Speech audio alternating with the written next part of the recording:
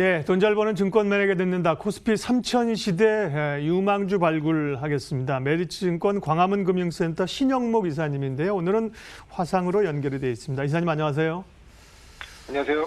아유, 뵙고 싶은데 이게 코로나가 이렇게 거리를 떨어뜨렸군요. 화상으로 만날 수밖에 없는 상황들이 됐는데 일단 시장 상황부터 아주 오늘 다시 3000 가면서 뜨겁고요. 한편에서 이제 우려도 있습니다. 신 이사님 시장 판단은 어떠실까요? 일단 3,000포인트. 근데 다들 저도 마찬가지인데 시장 참여자들이 마음이 다 되게 다 급해 있는 느낌입니다. 왜냐하면 실질적으로 시장은 좋은데 내 종목은 왜 이렇게 안 가나 이렇게 말씀하시는 분들도 의외로 많거든요. 그러니까 지금 보면 굉장히 종목별로 섹터별로 선별적으로 가다 보니까 최근에 흐름 보면은 오히려 그 지수는 상승이 있는데 하락 종목이 더 많은 그런 상태도 많고요. 그렇기 때문에 지금은 일단 많이 오른 종목들을 이제 따라가시는 전략보다는 일단 그런 종목들은 기존에 이제 보유자들의 영역으로 보고 있고요. 오르지 않은 종목 중에서 앞으로 이제 밸류에이션이 리레이팅이 될 수 있는 그런 대형주라든지 코스닥 쪽에서는 아시겠지만 이제 개별주 혹은 바이오 쪽 종목이 되게 좋지 않습니까? 그런 쪽으로 좀 약간 분산해서 좀 시장 보시는 게 좋을 것 같고 아무래도 이제 지수나 종목 자체가 많이 오르다 보니까 단기적인 어떤 이슈나 모멘텀에도 이 시장이 굉장히 빠르게 흔들릴 수가 있거든요. 그런 변동성에도 좀 어느 정도 대비를 하시는. 그러니까 너무 주식 풀로 가는 지금 3천이 넘었기 때문에 물론 이제 이 새로운 영역으로 가는 거라서 언제까지 이 지수가 좋아질지 모르겠지만 일부는 좀 현금을 좀 들고 가시는 전략도 좀 필요해 보인다고 지금 보고 있습니다. 네. 자, 그런 전략을 염두에 두고요. 늘 이제 유망주 탑픽 3개를 말씀해 주십니다. 이제 신년 1월에 3종목을 볼 텐데 첫 번째 준비해 주신 종목은 아쉽습니다. 아쉬워. 현대글로비스인데 왜냐하면 이제 사실은 오늘 뜨기 전에 분명히 준비를 하셨을 텐데 얘기를 했으면 좋았을 텐데 오늘 이제 글로비스랑 모비스가 강하게 떠버려서요. 어쨌든 말씀을 해주십시오. 전략들을요. 네.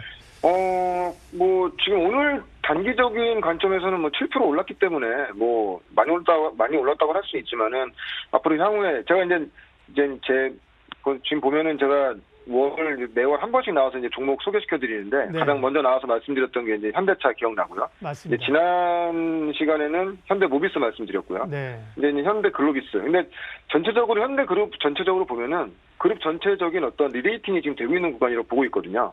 지금 현대차, 기아차, 현대모비스. 단순히 이 종목들이 작년도 실적, 올해 실적만으로 가느냐. 그런 거는 전혀 아닌 것 같고요. 결론적으로 친환경 사업, 그린뉴딜에 부합한 사업을 진행하면서 전체적인 그룹의 어떤 밸류에이션이 리레이팅 되는 그런 구간으로 보고 있고, 그래서, 지금 이미 현대차, 기아차, 현대모비스, 최근에 아시겠지만 이제 현대위아까지, 그러니까 현대그룹주의 대부분의 종목들이 리레이팅이 지금 되고 있어요. 근데 이제 현대글로비스만 그동안에 박스권에 갇혀 있다가 오늘 좀 의미 있는 흐름이 나오는데, 현대글로비스 같은 경우에는 아무래도 물류니까, 그럼 물류 부분을 담당하는 회사가 리레이팅을 줄 수 있는 친환경, 그린뉴딜 관련된 어떤 사업이 뭐가 있느냐 얘기할 수 있는데, 작년에 이제 흐름 보면은 보스턴 다이내믹스를 현대그룹에서 인수를 했죠. 그래서 미래 신산업에 대한 어떤 행보를 이제 시작을 했고요. 특히 좀 독특한 게, 현대글로비스가 10% 형태로 이제 지분 투자를 하게 돼 있거든요. 근데 지금 우리가 좀 여기서 주목해 볼 것은 뭐냐면은, 이번에 보스턴 다이내믹스의 어떤 인수 과정에서 현대차, 그리고 정의선 회장이 좀 들어갔고요. 그리고 현대모비스, 그리고 현대글로비스가 들어갔거든요. 근데 공교롭게도 이 인수에 참여한 회사들이 주가가 더 좋아요. 기아차가 빠졌는데, 근데 또 한 가지 또 주목할 것은 그동안에 많은 굵직굵직한 M&A 건이 많은 기업들에 있었지만 기업 총수가 직접적으로 지분을 참여하는 경우는 굉장히 이례적인 것이거든요. 그러니까 아마 보스턴 다이내믹스를 통해서 앞으로의 현대차 그룹의 어떤 미래 신사업에 대한 먹거리가 그것도 생성되지 않겠는가? 그리고 거기에 참여한 이런 이 관계사들도 향후에 좋은 흐름이 나오지 않겠는가? 지금 단순 물류로 본다고 하면은 재미는 없을 수 있는데 그 물류 안에 로보틱스가 들어가게 되면은 4차 산업혁명이거든요. 그 부합되는 산업이기 때문에 지금 당연히 지금 현대차, 기아차 그룹 기아차의 어떤 분위기가 좋기 때문에 실적 당연히 좋습니다. 올해 예상 실적 대비했을 때 PBR 한 지금 10배 정도 지금 오늘 올라서 한 10배 정도로 지금 되고 있는 것 같고요. 아마 이제 현대차 그룹 중에서 유일하게 오르지 못한 또 이제 어떻게 보면 현대글로비스의 지분 상태를 보면은 정의선 회장의 지분이 가장 많습니다. 그렇게 되면은 물론 뭐 정의선 회장의 지분이 많다고 해서 뭐 현대글로비스의 주가를 향해 뭐 많이 올릴 거다 이런 식의 논지는 좀 약간 아닌 것 같지만 네. 어떻게 됐건 간에 지금 구간에서의 흐름이라고 한다면은 현대글로비스도 주가가 오르지 못할 그런 이유가 전혀 없다. 뭐 지금이 어떻게 보면 시작일 수도 있다는 말씀을 드리겠고요. 목표가는 뭐 한 24만 원 정도, 손절가는 16만 5천 원 정도 보시면서 접근하시면 상당히 좋을 것 같습니다. 말씀하신 것처럼 현대차 그룹에 대해서는 이제 글로비스만 말씀하신 게 아니라 현대차 또 현대모비스를 말씀하셨고, 모비스는 뭐 탄력이 요즘 붙었습니다. 오늘도 강하고요. 오늘 이제 글로비스까지 얘기를 하셨습니다. 자, 1월에 주목할 유망주 세 종목, 다음은요? 예, 아무래도 요즘 뭐 바이오 쪽, 제약바이오 쪽 분위기 좋기 때문에 네. 삼천당 제약 이제 말씀드리고 싶고요. 예. 삼천당 제약은 굉장히 심플합니다. 뭐냐면은 황반병성 글로벌 치료제 아일리아 바이오시밀러를 제일 첫 번째로 만들고 있고요.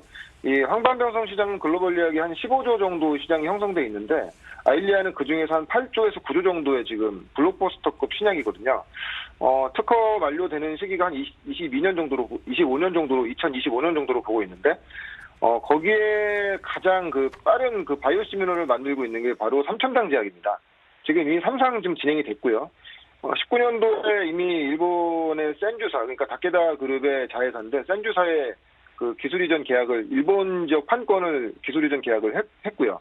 지금 이미 3상이 진행 중이기 때문에 뭐 동등성 이미 입증된 상태에서 진행되기 때문에 큰 아마 이게 그러니까 신약의 개발처럼 뭐 성공이냐 실패냐 이런 관점보다는 아마 안정성 정도만 보는 그런 3상이기 때문에 성공 가능성이 높다고 보고 있고 지금 작년 말부터 지금 유럽 지역 판권, 미주 지역 판권에 대한 아마 이제 일본 지역보다 판권 규모가 굉장히 크겠죠. 그래서 그 얘기가 지금 지속적으로 지금 계속 나오고 있고 정말 작년 한 10월에서 11월부터 이제 진행된 상황이기 때문에 그러면 아마 1월이나 상반기에는 좀 굉장히 좀 좋은 뭐 뉴스가 나오지 않겠는가. 그거 외에도 지금 신약 파이프라인 중에서 보면 에스페스 플랫폼 기술이 있습니다. 이건 뭐냐면은 우리가 피하지방이나 피하지방이라든지 정맥 주사를 경구용 알약으로 만드는 기술인데 사실 이제 우리가 주사를 맞는 것을 알약으로 먹으면 굉장히 편의성은 좋긴 하지만 약효가 다 나지 않아요. 근데 이 에스페스 플랫폼을 이용하면 주사를 맞는 것만큼의 그 근접성을 갖기 때문에 굉장히 좀 어떻게 보면 좀 파괴력이 있는 그 파이프라인이거든요.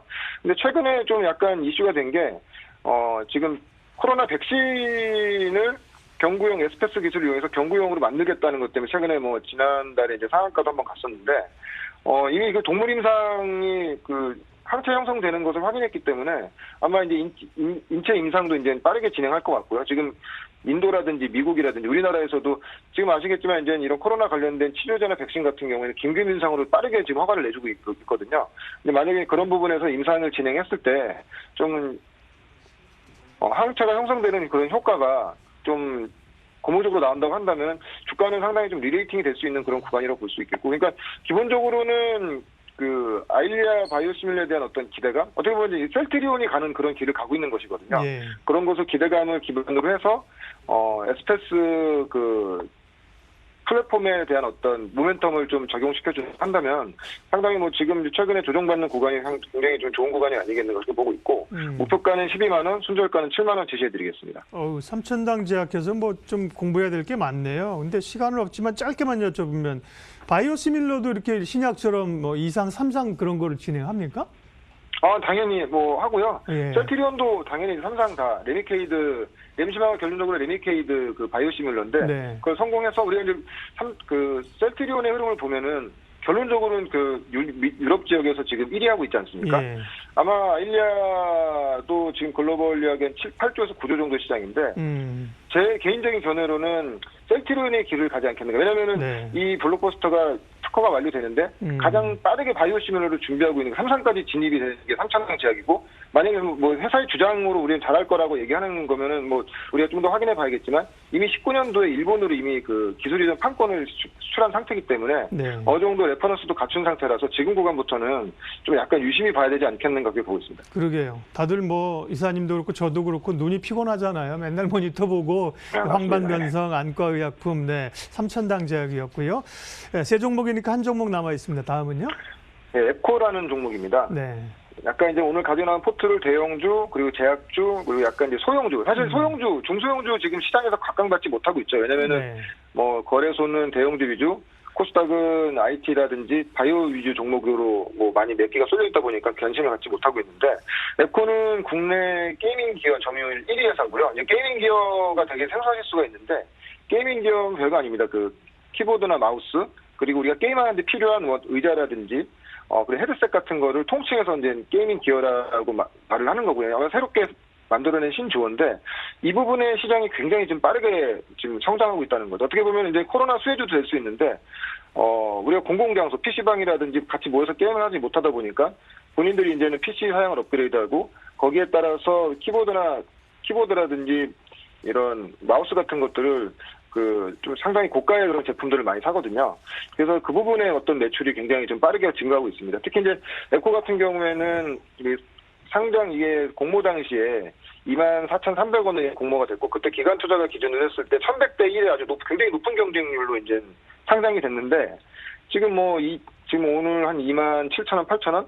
올해 영업이익 관련돼서는 순이익단으로 올해 한 300억 정도 지금 가이던스를 제시를 했어요. 그럼 300억이라고 한다면은, 지금 PER 10배도 안 되는 수준. 지금 앱코와 지금 비교할 수 있는 업체가, 여러분들이 다 잘 알고 계시는 로지텍과 그리고 코세어라는 회사가 있는데, 지금 글로벌 이야기는 한 20배 이상 지금 PER을 부여받고 있는데, 이 종목만 유독히 한 10배 이하로 좀, 너무 이제 저평가라는 거죠. 근데 단순히 뭐 저평가적인 관점으로 볼 게 아니라, 이미 국내에서는 지금 1위, 뭐 마우스라든지 키보드는 1위를 하고 있고, 내년부터 이제는 아마존에 진출하게 됩니다. 이렇게 되면은, 국내 시장 1위, 특히 우리나라 제품의 가장 큰 장점이 가성비가 좋다는 거죠. 지금, 예. 노지텍 같은 경우에는 쓸만한 웬만한 지금 게이밍 자판기 같은 키보드 같은 경우에는 한 20만 원 이상을 하는데, 앱코의 주력 제품은 8만 원, 9만 원 정도 수준을 해요. 그러면 상당히 그 시장 빠르게 먹을 수 있을 것 같고, 아마 이제 국내 부분도 아마 그렇게 가성비 좋은 어떤 이런 걸로 PC방에서 1위를 하고, 지금 게이밍 기업 쪽에서 1위를 하고 있는 건데, 이런 성장 동력을 아마존으로 지금 가지고 간다고 하면 내년도에 그러니까 올해죠. 올해 아마 성장폭이 굉장히 클 수가 있다. 그리고 만약에 이제 아마존에서 진출한 것들, 이미 아마존에 이제 진출을 해 있는데 19년부터 진출했거든요. 그때 당시 작년까지는 한 6개, 7개의 제품인데, 올해 아마 공격적으로 좀 제품이 많이 나갈 것 같아요. 한 10개, 예. 한 100개 정도의 제품군을 가지고 나가기 때문에. 이사님, 그 부분이 부각이 됩니다. 가격 좀 마무리해야 되겠는데, 시간상에. 예. 네, 알겠습니다. 예. 목표가는 4만 원 드리겠고요. 네. 손절가는 23,000원 잡으시면 될 것 같습니다. 예. 메리츠증권 광화문 금융센터 신영목 이사님과 함께 오늘도 또 공략할 만한 유망주 세 종목 살펴봤습니다. 함께 해주셔서 고맙습니다. 네, 고맙습니다.